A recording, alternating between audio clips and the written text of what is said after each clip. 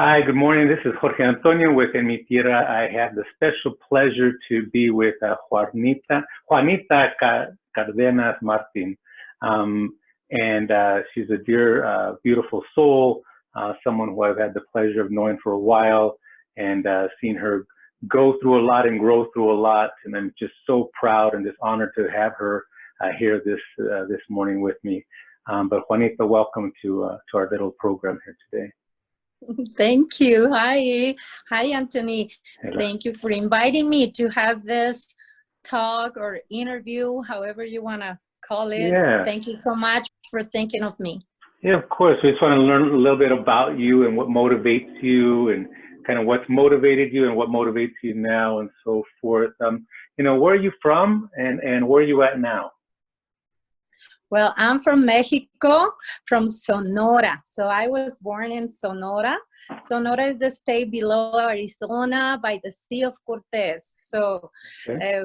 it's a beautiful state in Mexico with a lot of coast, a lot of, is one of the few places in the world where the desert meets the ocean. So it's an awesome place, but it's very, very hot.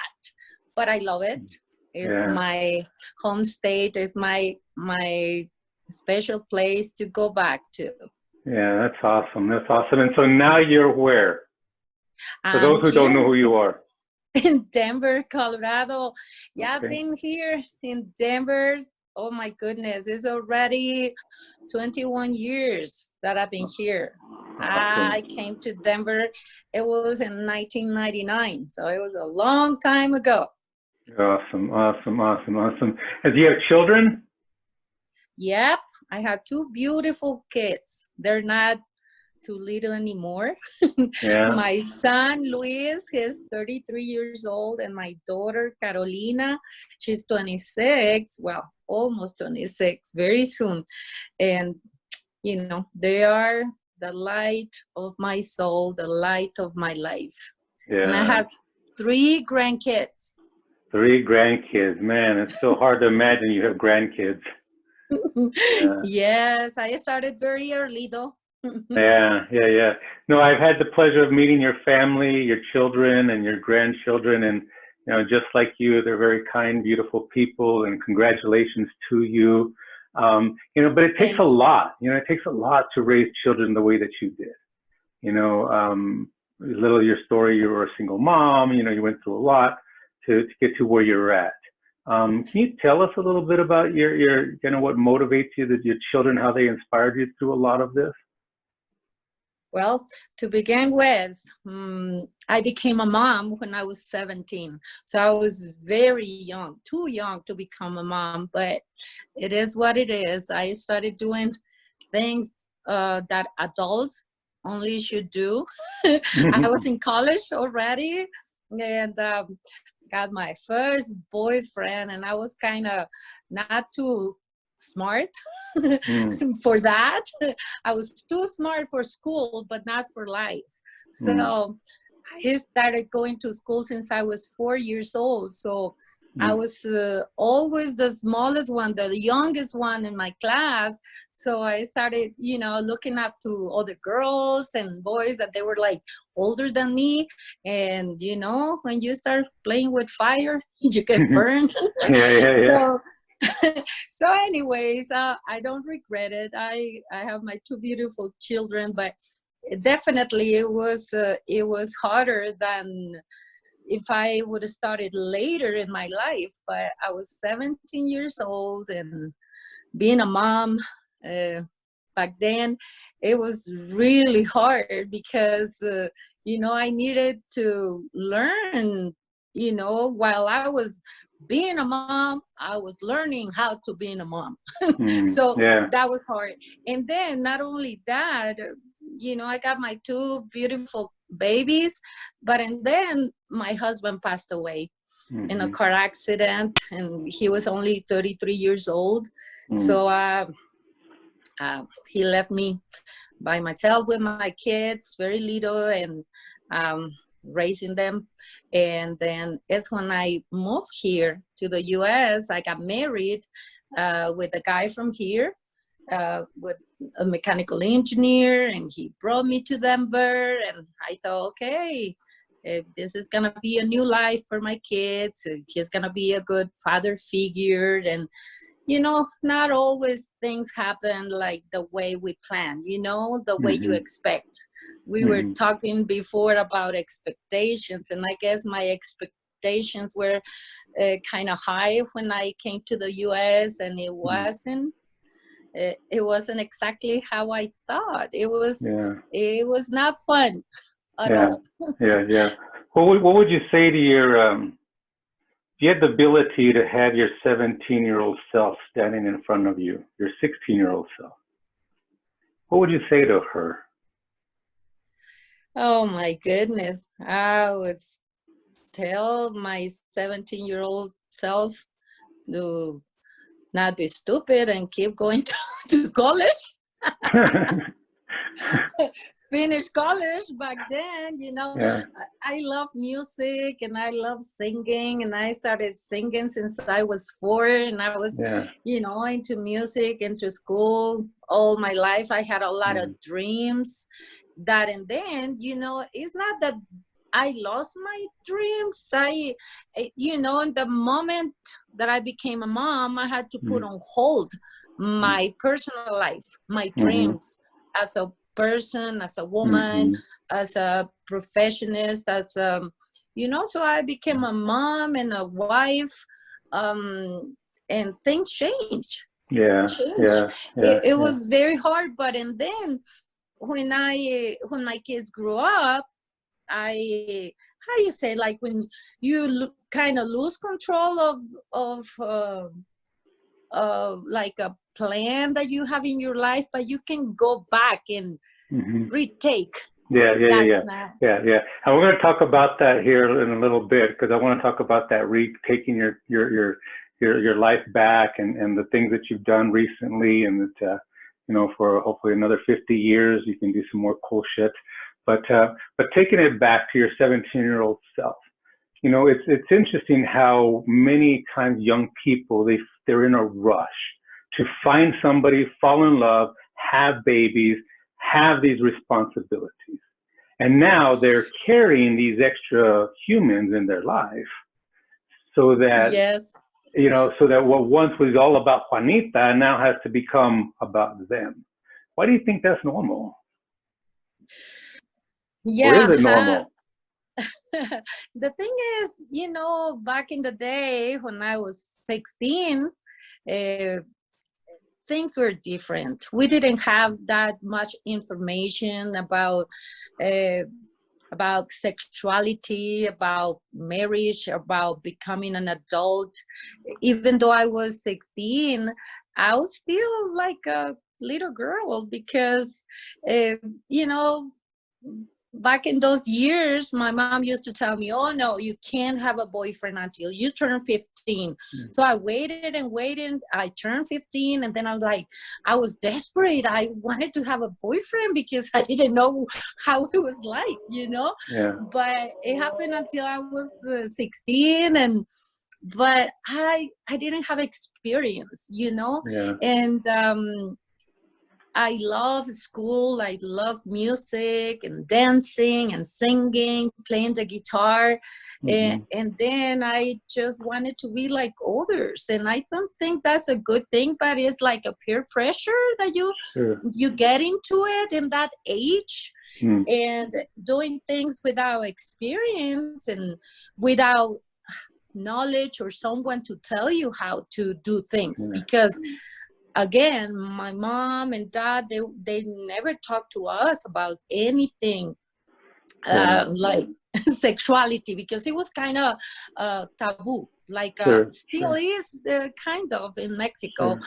So I wasn't prepared.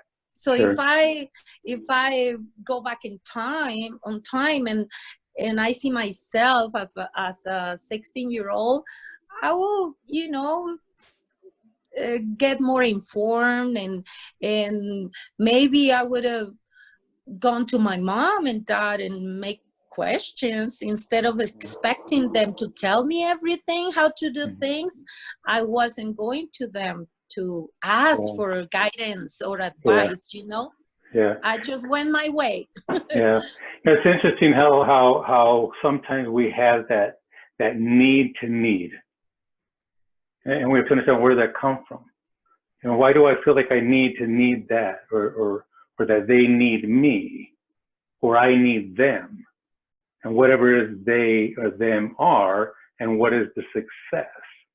Because again, as long as life, all of these experiences that come and go, you know, as young people, you know, that you've had a lot of experience in your life, you know, to talk to that 17-year-old self, you know, taking out the sex, because that'll always be there.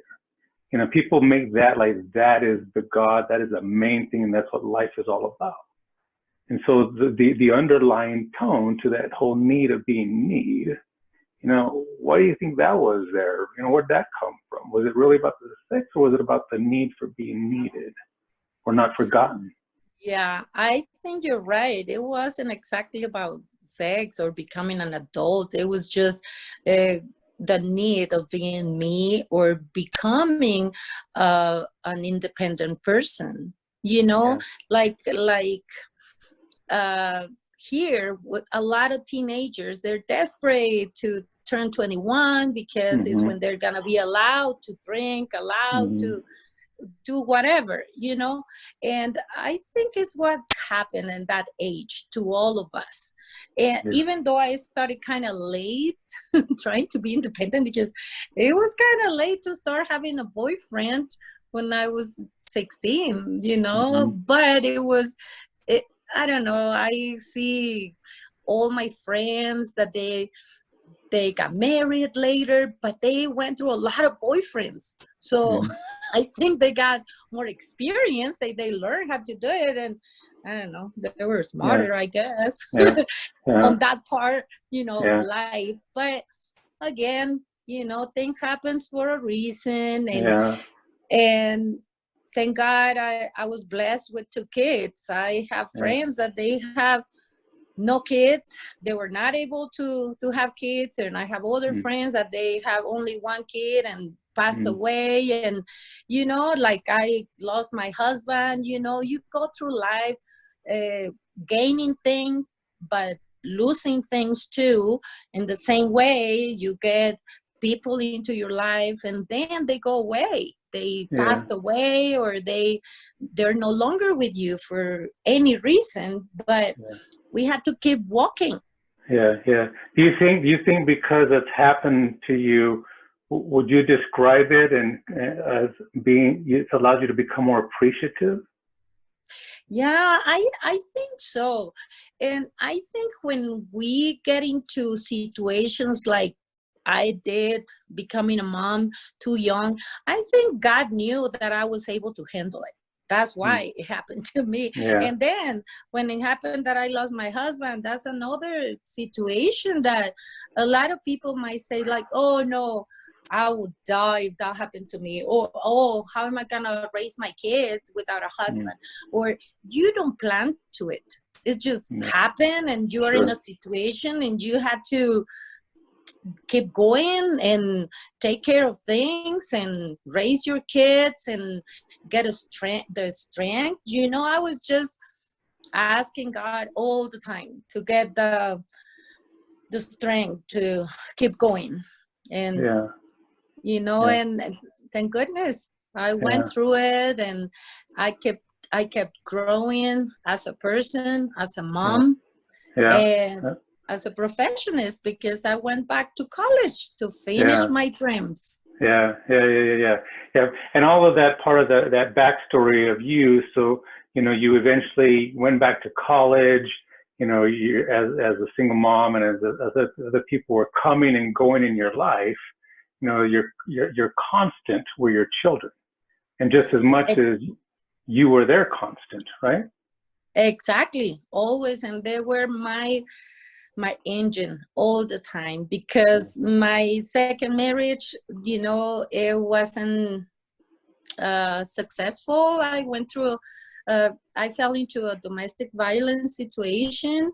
So you know, and I understand a lot of times we had to fall hard. A lot of times has to be very hard so we can stand up harder, you know, stronger.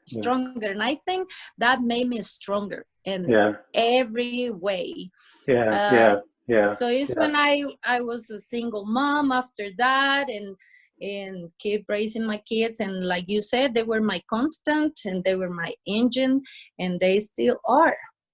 I guess we never quit being mom or dad. You know, as soon as you become a dad or mom, you know, is when you become a second priority. My priority are my kids.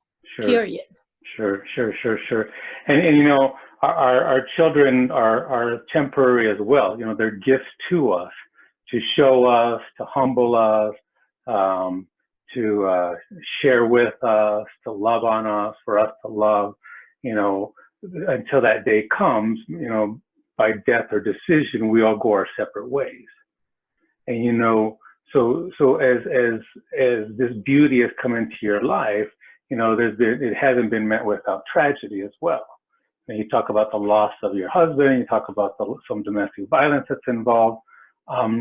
You know, some of that goes back to the need for need. It goes back into the decisions, the emotional decisions that we sometimes make. And to be able to talk to a young girl, that 17-year-old girl, Juanita, and say, hey, baby girl, slow your roll.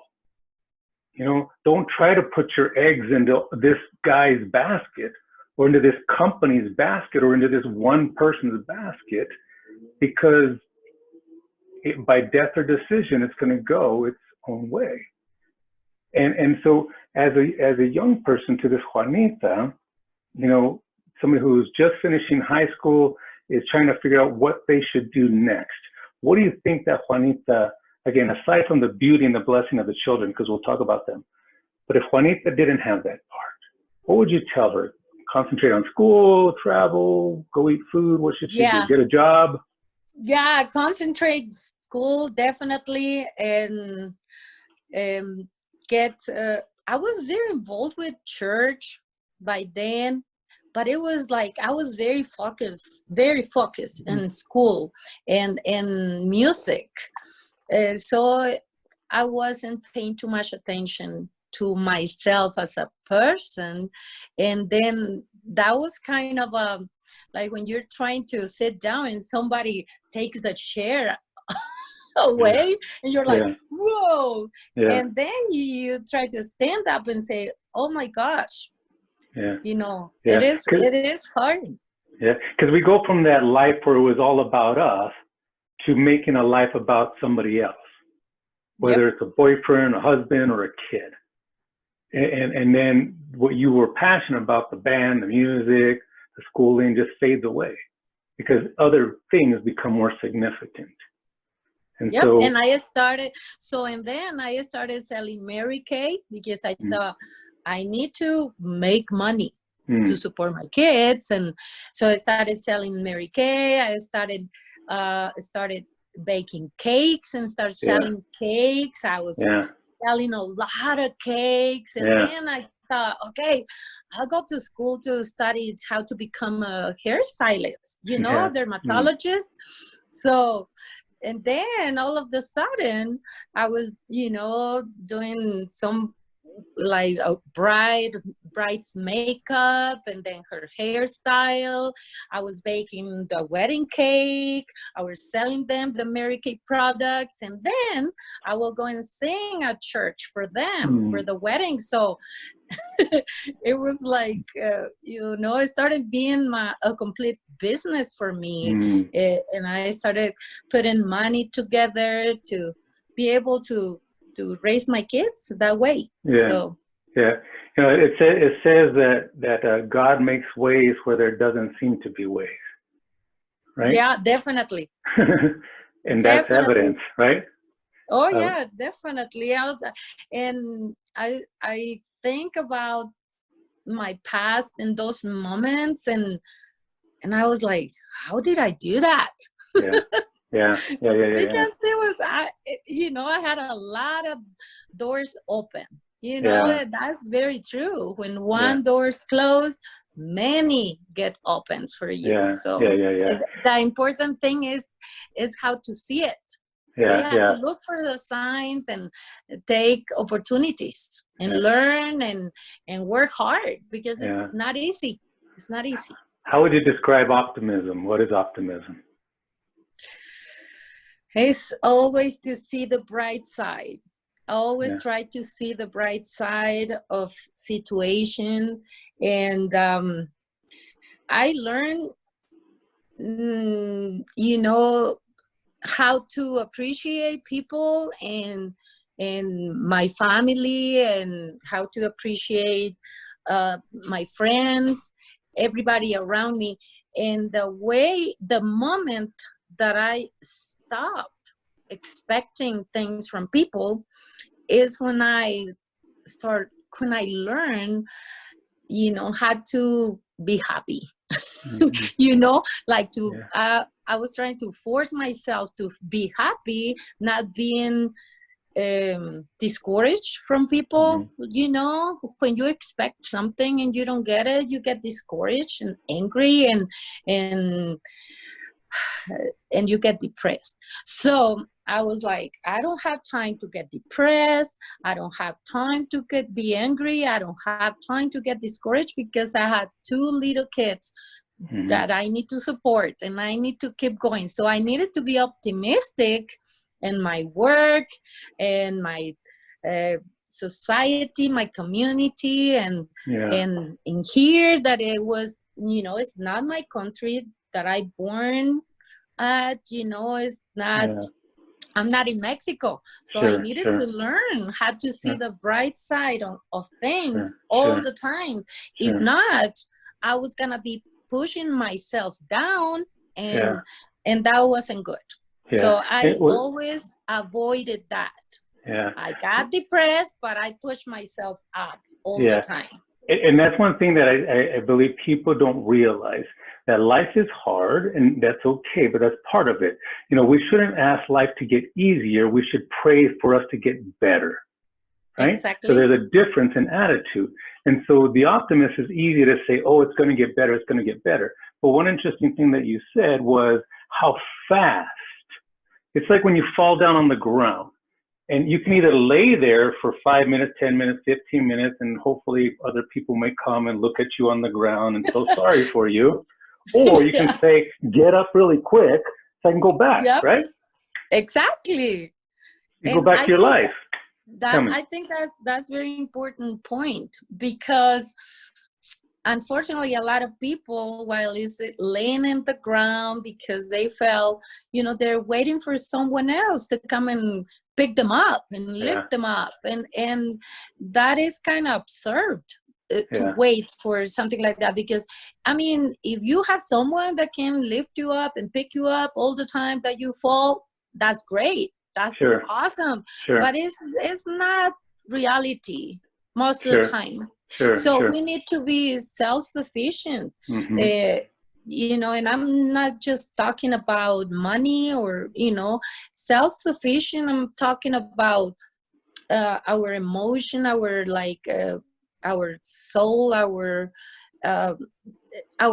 health, but spiritual health. You know what I mean? I think that's the most powerful. I think that's the most powerful thing, or that we can own. You know? So when you're in the airplane, they say you got to put your mask on first, right? Before you can put on somebody else's mask, because if you die, then you're no good. So you have to take care of yourself first. And people, especially if you've been forced into having children and getting in relationships, you get a very interesting way of life, because it becomes about everybody else. And then it comes to a moment where you're at that place where now it has to become about me, because my children have moved on to their own lives and to do their own things. And so it's weird. It's a very interesting transition, because now we want to force our love onto them of what we think is right and what's best for them. Because as any parent, we don't want them to fall down. But when they do, we hope that they've learned to get up quick and to be with those who bring out the best in them, not the stress in them. Does that make sense? Oh, yeah. definitely. And a lot of times we want to, you know, pass all our knowledge to our kids like it was like this, but it's impossible, you know.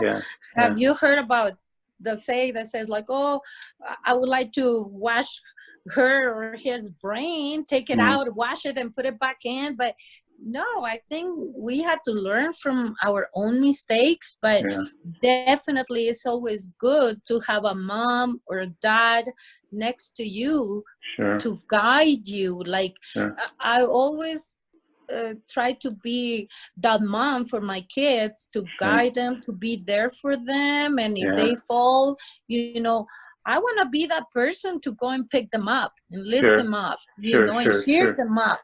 Because nowadays, you know, it's different. I think younger crowd right now, they get depressed more easy than us. I think we were in our age, we're like tougher.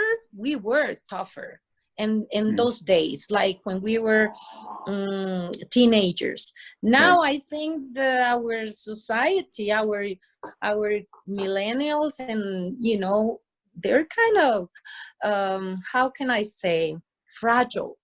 The spiritually, they're fragile.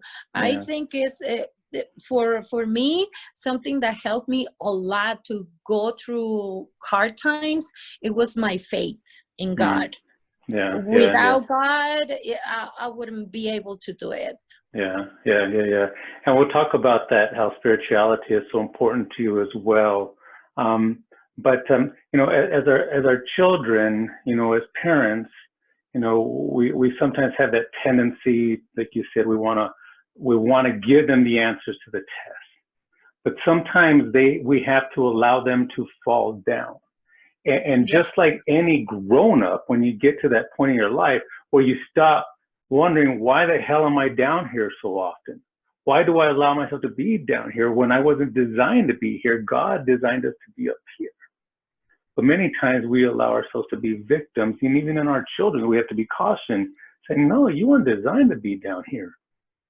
You know, so we, by the scriptures say, a man reaps what he sows. So it says, be careful what you wish for, because you just might get it all. So if anything, for our children, they say, be careful what you're wishing for. Because like getting a puppy, you know, now you got to have this puppy or a fish in your boat. You got to kill it, cook it, do something with it. And so and a lot of times we can overprotect our kids and spoil them and make them, and they will suffer more. So we have to know when to get back and let them live their lives. And it's so hard because I think I'm very protective mom, but I couldn't keep my daughter in a bubble. And actually, she had mentioned to me, Mom, you got me in a bubble and you were overprotecting me, blah, blah, blah. I was like, but if I wouldn't done that, she would have been yelling at me saying, oh, Mom, you never care about me. And so you never win, okay? But that's okay. We don't become a mom or dad to win anything other than the love of our kids. And you know, when you were talking about getting to the point that I will focus my life into me, it was a weird situation because I wasn't used to it. Because it was a time that I was like, I don't even remember when it was about me. You know what I mean? It was always about mom, dad, brothers, sisters, customers, my children, my husband. And then at this point in my life right now that I'm semi-retiring, I'm like, oh my goodness, this is so weird. But, you know, I like to stay active and keep producing, keep learning, you know. It's always something to do. And I'm in touch with my kids every day. And, you know, you get to the point that your kids don't want you in their lives every day either. So it's like, Okay, so I had to give them their space. I don't want to be, you know, the like the bad mother-in-law or something. Now I give them their space, and well, so far so good. Yeah. And you know, I had a situation with somebody that I was talking to where they were frustrated because their son wasn't taking the love or the advice that the mom was giving. So then the mom took it as, what a terrible son to not be taking this gift of me putting myself into your life and into your circle, even though you're trying to build your own life in your own circle. I think Jesus even struggled with that, where he had to kind of leave his mom and say, hey, you know, I got a mission to do. I got a life to live. And we would hope that our children would understand that there's rules and then there's consequences. You know, just because you can do that doesn't mean you should. And we would hope that our children would make wise decisions, knowing that their consequences are going to give them good or bad results. Yeah, the problem that when they're very young, they think, when they're teenagers, they think they know everything. Yeah, they should probably start writing it down at that point. When they get older, they're going to forget it all. Or when they get older, they're going to find out that they don't know if they don't know anything. You know, I think all of us get to that space, right? When we used to think our grandma, you don't know anything. When she's trying to keep you in after midnight, you're like, you don't know anything, grandma, you're old. Yeah, and you know, there are different stages in our life that you know, we had to go through things and to falls to be able to learn by ourselves. Because if I like trying to lecture my daughter or my son every day, they're like, okay, mom, I know, and then boom, they fall again. Even though I told them. But you know, one time I told my daughter, look, whatever advice I give you is because is what I think is the best for you. Okay, who else in the world do you think that love you more than Jesus, of course, but not more than Jesus? Only Jesus loves us more than anybody. But after him, who else in the world might love you more than anybody? And I told her, and you don't have a dad, your dad passed away, so who else is in the world for you? You. And she said, you, mom. Like, okay, you think I love you? And she said, yes. Okay, you think I'm gonna say something to you that is to do you wrong or for you to suffer? And she said, no. Okay. So, and then I don't know why our kids a lot of times they go and listen to somebody else's that they don't care about them, and they go and trust other people that they shouldn't. So one time that we went to therapy and all that because of the, you know, the situation with the domestic violence. I went to therapy and it was a family therapy. So I took my daughter one time, and the psychologist told her, because she wasn't like, she didn't want to listen to me and all that. And then the psychologist says, okay, Carolina, what about right now in this room? It's only your mom, you, and me. What about this? And all of a sudden, like a guy with a gun breaks in, and it's just the three of us, and there is a door through the back. What do you think what I'm gonna do? What do you think that your mom is going to do if the guy is pointing at us? And then the psychologist says, like, first thing I'll do, I'm gonna run away. She said, because I have two daughters, so I'm gonna run away through the back door. What do you think your mom is gonna do? Do you think she's gonna run away, or she's gonna stand in front of you and protect your life? And my daughter started crying. She said, like, well, I think my mom is gonna protect me. And you think your mom is gonna give her life for you? And she said, yes. Okay, who else in the world you think is gonna give her life Yeah. for you. Sure. Yeah. And it's Nobody, interesting because, only your mom. like you said earlier, you know, the kids nowadays, are they stronger? Are they weaker? Because They're they have weaker. more knowledge. Like our minds and our bodies, so they have to process your opinion, their friend's opinion, their tia's opinion, their church's opinion, the media's opinion, you know, what they learn in school, what the internet says. So versus But they're very confused. They're very confused because there are too many options. Too many versus you and I. It was just within our friends, the 5 of us that hung out, right? That was it. So what did you think I should do about it? Oh, go kick his ass. You know, go. You know what? It was that simple. Versus now, it's like there's a lot more to process, and it goes back to, again, we reap what we sow. So as our children, is it about telling them, how can I say this? You know, what to think, or teaching them how to think? Because if I tell my daughter, this is how you should run your life and it's going to be perfect. Again, my perspective, my influencers, the things that came into her life and my life and that are impacting her right now are very, very different. So as a parent, all I can do is inspire her to say, this is what I would do.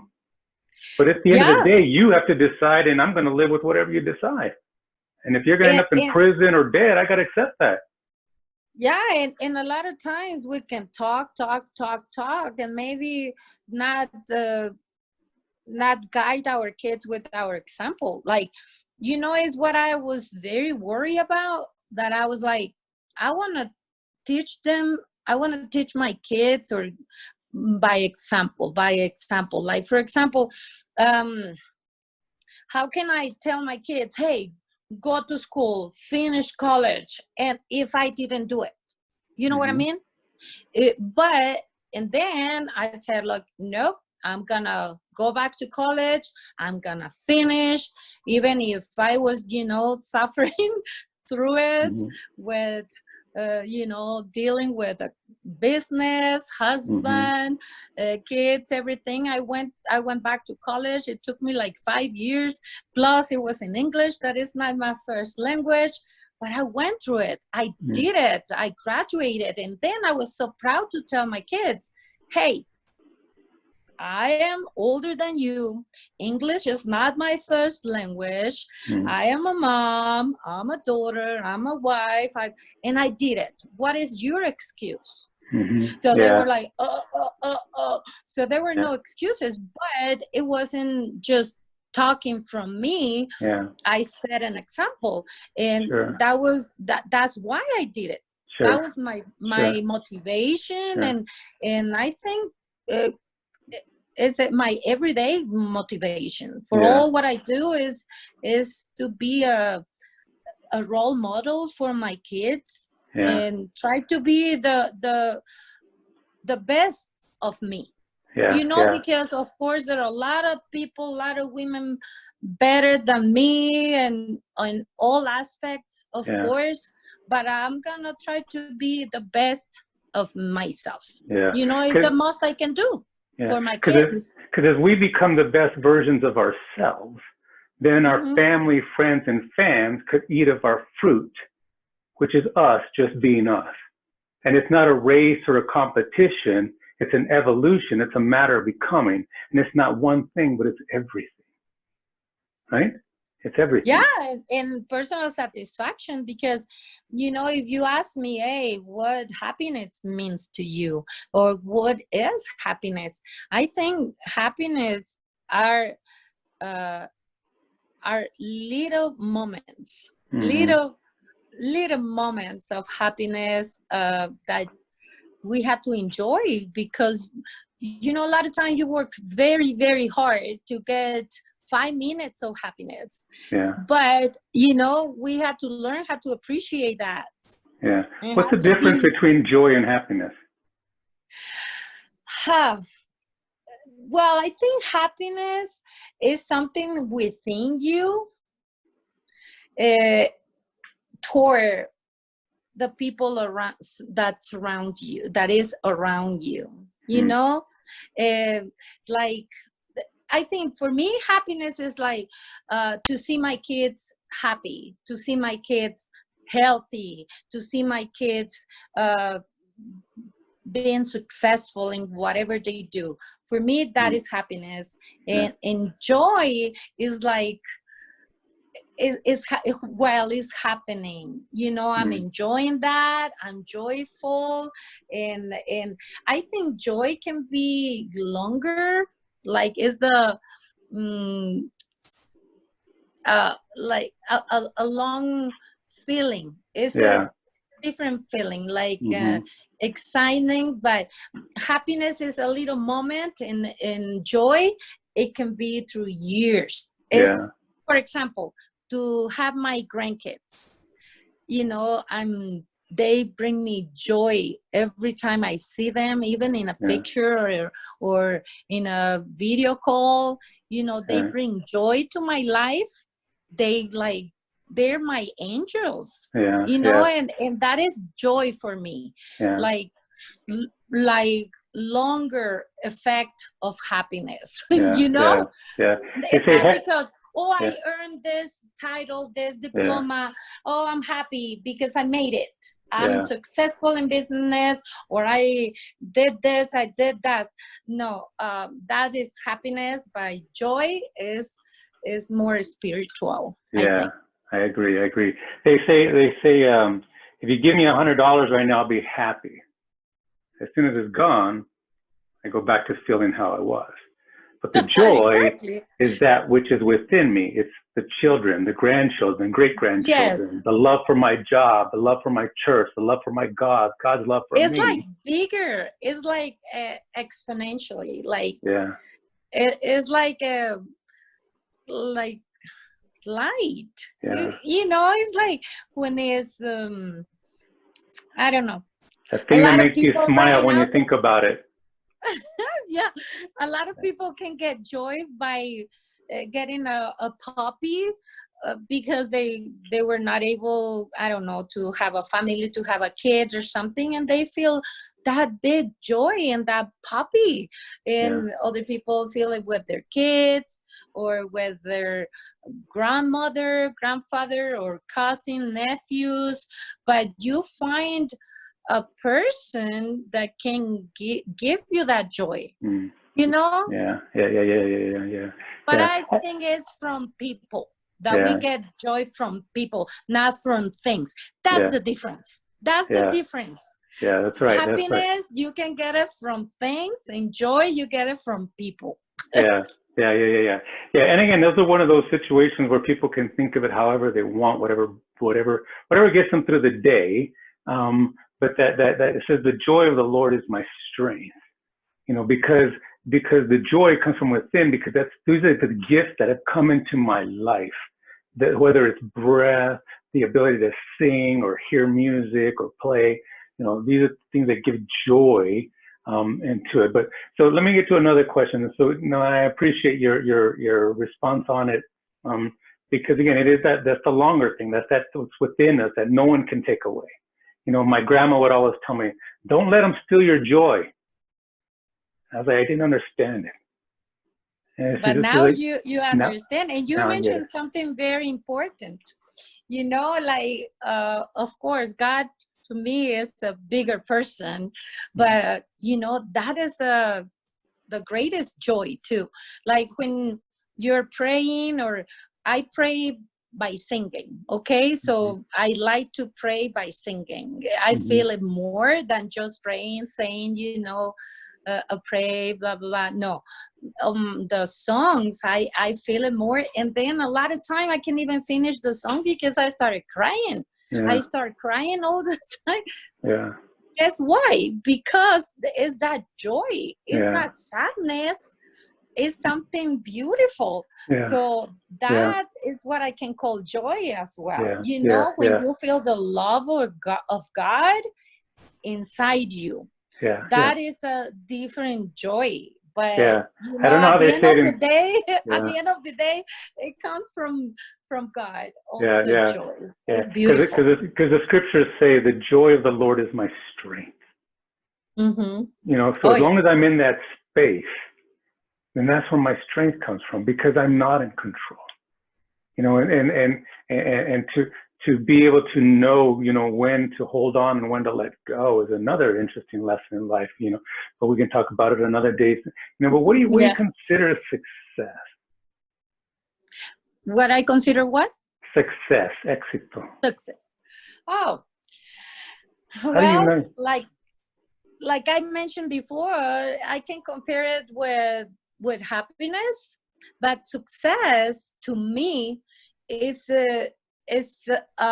something that starts with a dream, and then a plan, and then action, and then I pursue that, and with a lot of hard work, and then success comes. So it's like a process for me. Success, you get to your goal, and it's when you say like, yeah, I made it. But it's not just the fact to get there, is to stay there. That's the hardest success to get. You know, it's not just, oh, I finished college, I graduated with honors, like I did, thank you. But now what? You know what I mean? Like, while you earn something, or you make it to your goal, your plan that you worked for years and years, and you're successful in that plan, and then what? You have to keep going, or at least stay in that situation, because you go up, and then you don't want to fall down. You want to stay. So that is harder. Yeah, people don't realize, again, it goes back to be careful what you wish for, you just might get it all. And again, as we become better at being better, then our family, friends, and fans could eat of our fruit. And so as you evolve, even in your education, as you move forward in your life, you know, all of these people that you were able to care for, your children, your husband, other people that matter to you, you know, in your success in building different businesses. And you know, I've seen, you know, you're an inspiration because of people who want dreams to come true, or have a dream and see it come true. You know, I've always believed that I dream better when I'm awake. You know, people say, no, I'm going to go to bed so I can have my dream. No, I want to see it. You know, everything I try to do, I speak into existence, because that's what God gave us, that ability. And I've seen you do that too. And so, and the success, is it one thing, or is it everything? You know, because is it about climbing one mountain or all the mountains? It's about becoming just a plumber, or a mechanic too, or maybe a truck driver, maybe a fashionista. You know, do it all. Is that what life is? And whatever that people decide to be, you know, it has to be a plan to get there, and to work on that plan every day. Not like, oh, I feel today like it, or I don't feel like it. You know, it's a day at a time. So it's how you get to goals, and how you can be successful. And it's easy to say, but it's not easy to do. I used to work at the University of Phoenix, and I used to be in charge of their corporate development. And I would always tell people, and I know you graduated University of Phoenix, but my job was to kind of work with corporations and work with individuals, and just help them believe mostly in themselves. You know, and understanding that sometimes the hardest part was starting. And then to go through the motions, and people would think, well, I can't do this because I don't know. And so they hold themselves back with ignorance, lack of knowledge, you know, not walking in the front door, not making that phone call. So going back to the 17-year-old Juanita, say, hey, make the phone calls. Knowledge is power. You know, you don't have to wait on this guy or that guy or this kid or that baby to make you feel fulfilled. You go get fulfilled now, right? Yep, exactly. But again, we can go back what we were saying, that a lot of people, when they fall, they're waiting for someone else to pick them up, or lift them up, or doing things for them, you know? So it depends. It depends on your beliefs and your, I don't know. I don't know. It's hard to say. I think if you're gonna fall forward. Because for me, it wasn't about winning or losing. I either won or I learned. You know, because it wasn't about losing. Because we think because this person left us or this person died, we've lost. No, it was time to move on. That part of their portion in your own story is either going to come back or it's done. And I think it's about decisions. It's like, do I want to be just the victim and sit down crying and being, you know, saying, oh, poor me, or do I want to get up, clean up my tears and says like, here we go, I'm stronger now, and get out of my way. You know, this is a personal decision. So we just have to give up to a lot of things, of course, to be successful. But it's a decision to take the chances and to take the sacrifices and you know, to take the, how you say, like the commitment, you know, with yourself, not with somebody else. It's not a competition with others. It's just a commitment within you. Because we have a choice to be a victim or a victor of our circumstances. You know? That happened. So now what? Exactly. Okay? So get up. Or we sit down and say, why me? Why me? happened to me? Why not? Why not me? Why not me? So again, not pray for life to get easier, but for us to get better as individuals and stuff like that. So Juanita, as we're closing up our time and stuff like that, you know, I really appreciate you. You know, we can talk for hours, you and I. But you know, as you evolve, you know, what's next for you? You know, you were an insurance agent. You had your own brokerage for a while. You recently sold that and retired from that. You're a real estate agent currently. You know, you're constantly busy with that. You have a store. You know, the clothing store. All these different things and stuff. You know, and I just and you travel all over the world. You know, and I would hope that now in the next few years that the volume turns down a little bit and Juanita just enjoys peace, love, and harmony. And music. And I want to, you know, learn more how to play the guitar, because I play the guitar, but not that much. So I want to learn how to play the piano, and I think now is my time to do more for Juanita.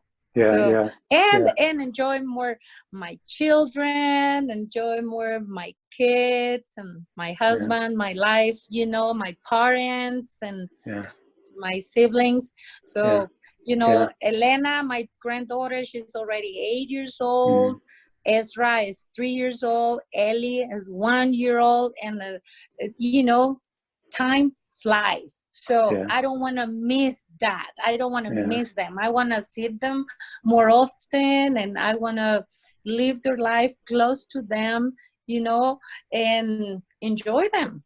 Yeah, that's awesome. Because I was too busy raising my kids. I was too busy trying to make money to support them. I was too busy growing up myself, you know, that I think I missed a lot from my kids. So it's interesting how we keep ourselves busy so that we can try to be home, so that we can be with our kids who we think need all this stuff that we want to give to them that we didn't have, and then in the end you're away from them. Exactly. So now I think God is giving me a second opportunity.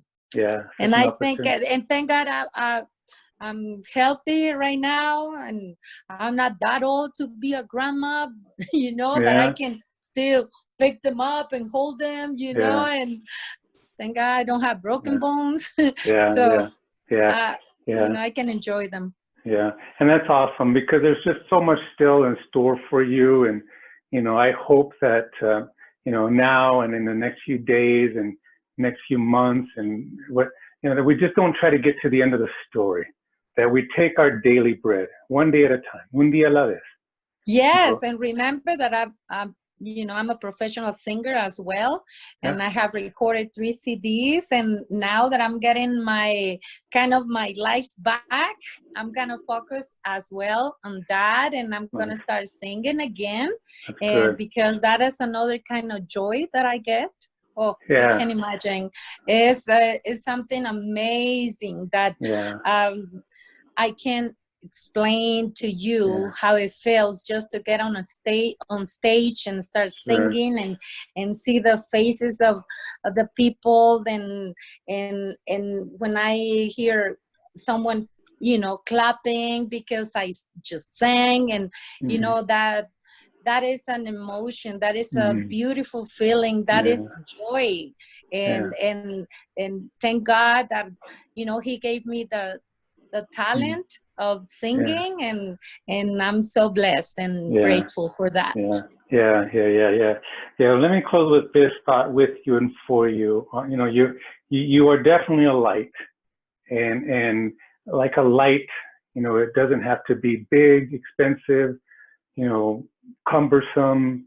It just has to pierce through the darkness, and it can be as small as it is. It lights up a room.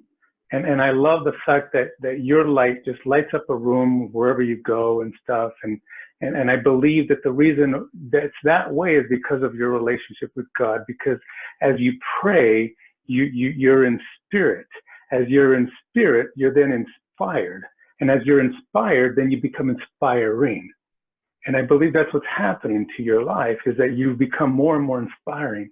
And I would hope that you continue to allow your life to be that witness and to be that inspiration to young people, to business people, to folks who just need hope, you know. And I thank you for giving me hope and giving me the love and your light in my own life and stuff. And so, you know, continue to pray for us. Thank you. We love you.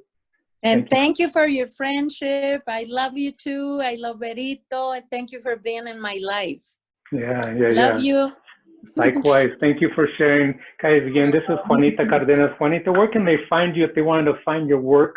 Just Juanita Cardenas on YouTube. Yeah, you can find me there.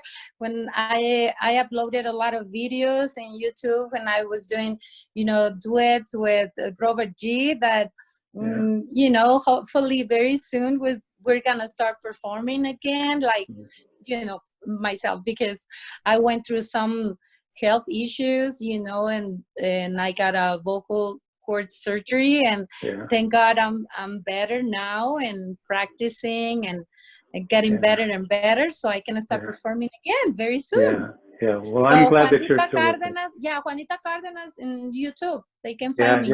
What about Instagram, Facebook? Oh yeah, Instagram, I'm like Juanita La Cantante, but it's Juanita _ La Cantante. Juanita La Cantante on Instagram and Facebook at Juanita K. Cardenas-Martin. Cardenas-Martin. Thank you again, Juanita. Have a great day. We'll talk to you soon. Stay on the line now. Thank you. Bye.